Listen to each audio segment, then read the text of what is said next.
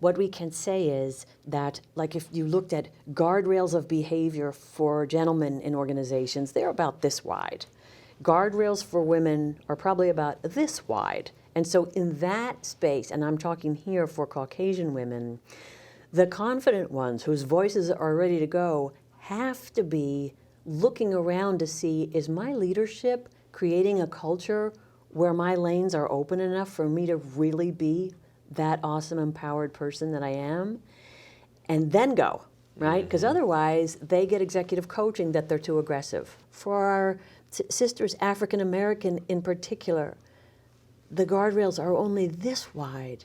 And so for these gifted women, ready to lead, incredibly well educated, and statistically, through the studies that we're seeing now, often much more ready to skip past imposter syndrome and be ready to lead, we've got these folks sort of parked curbside while all this other stuff is going on. And it would do CEOs very well to examine carefully what's getting communicated to these women in performance assessments, where are they showing up in succession planning.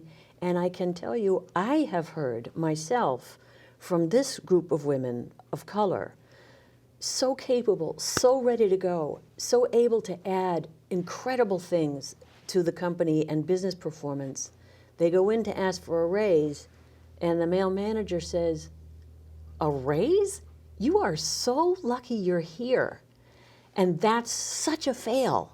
I've decided a critical piece of curriculum has to be this annual debate club that you join, because my successful women leaders have taught me that debate training in particular, or leadership in a girls' organization growing up, these positions earlier in life prepare you.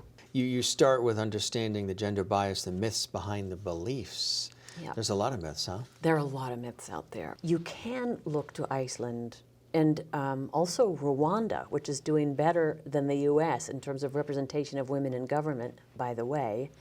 And if I just came back to, I'm proud of Rwanda and I'm proud of Iceland, but Iceland, the thing that's so interesting is their beliefs and their mythologies that go way, way back, which is where so much of this comes from, includes women goddesses as well as male gods.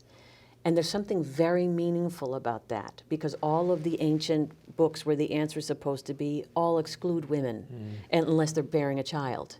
And so I just think that there's so much we can learn and see from other places, and then also tell you that there's work every day in Iceland to keep it going. To keep it going.